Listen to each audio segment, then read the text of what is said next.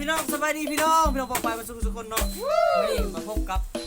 ดีเจซอนดีเจสิบไส้แล้วก็ซอนไส้เป้ากระซีคือเก้าพี่น้องวันนี้จะมาเฮ็ดซุปน้ำก้อนสุกินพี่น้องวันนี้ก็ที่ว่าทานจนเกินพี่น้อง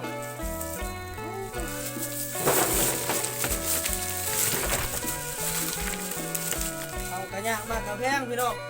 ของกินหาลำบากพี่น้องใส่ผักเผ็ดป่นลงไปพี่น้อง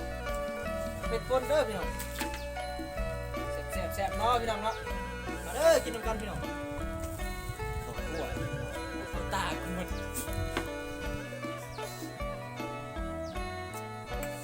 น้ำปลาพี่น้อง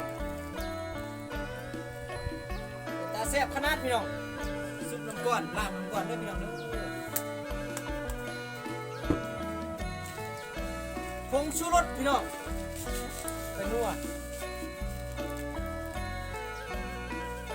โอ้เป็นตาแซ่บขนาดพี่น้องเป็นตาแซ่บขนาดมาเด้อพี่น้องเด้อมาพี่น้องพี่น้องแซ่บกับข้าวเหนียวห่อนๆพี่น้องข้าวเหนียวห่อนๆแซ่บลาบก่อนให้พี่น้องพี่น้อง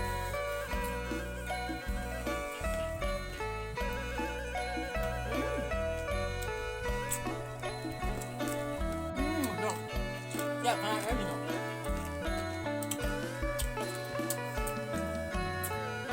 สุดยอดพี่น้องแบบไหน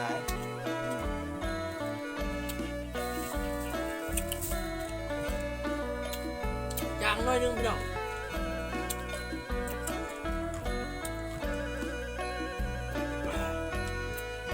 มาเริ่มพี่น้องเด้อ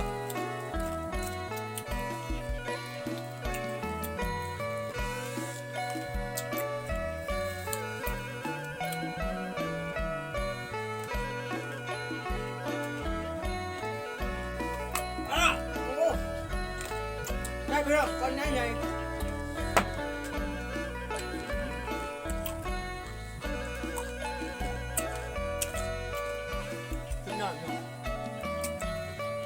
สุดยอด2 ใบ